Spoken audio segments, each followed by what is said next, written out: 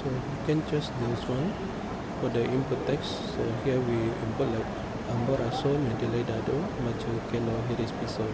So dekat sini ada formal, ada bahasa Inggris, kemudian sensitif, kemudian ini ada visualisasi, terus ada analisis simptom, terus frasa penenam, sama soalan susulan.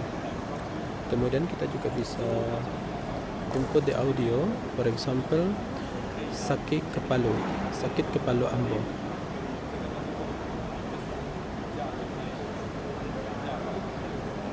So we can choose this one.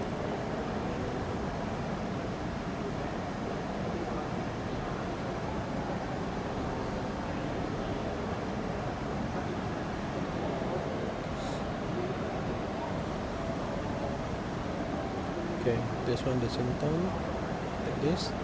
And other things we can choose like image.